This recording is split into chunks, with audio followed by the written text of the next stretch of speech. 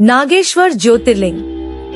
नागेश्वर ज्योतिर्लिंग के संबंध में एक कथा प्रसिद्ध है।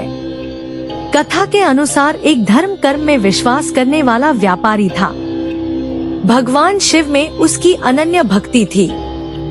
व्यापारिक कार्यों में व्यस्त रहने के बाद भी वह जो समय बचता उसे आराधना, पूजन और ध्यान में लगाता था। उसकी इस भक्ति से एक दारुक नाम का राक्षस नाराज हो गया। राक्षस प्रवृत्ति का होने के कारण उसे भगवान शिव जरा भी अच्छे नहीं लगते थे। वह राक्षस सदा ही से अवसर की तलाश में रहता था कि वह किस तरह व्यापारी की भक्ति में बाधा पहुंचा सके। एक बार वह व्यापारी नौका से कहीं व्यापारिक कार्य से जा रहा था। उस राक्षस ने यह देख लिया और उसने अवसर पाकर नौका पर आक्रमण कर दिया और नौका के यात्रियों को राजधानी में ले जाकर कैद कर लिया।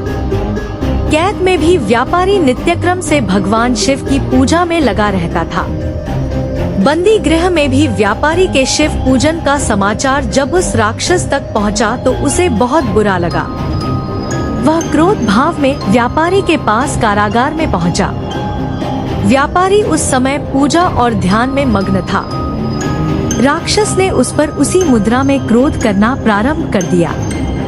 राक्षस के क्रोध का कोई प्रभाव जब व्यापारी पर नहीं हुआ तो राक्षस ने अपने अनुचरों से कहा कि वे व्यापारी को मार डालें।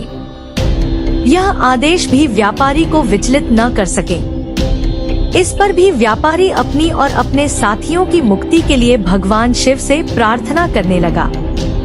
उसकी भक्ति से प्रसन्न होकर भगवान शिव उसी कारागार में एक ज्योतिर्लिंग रूप में प्रकट हुए और व्यापारी को पाशुपत अस्त्र स्वयं की रक्षा करने के लिए दिया।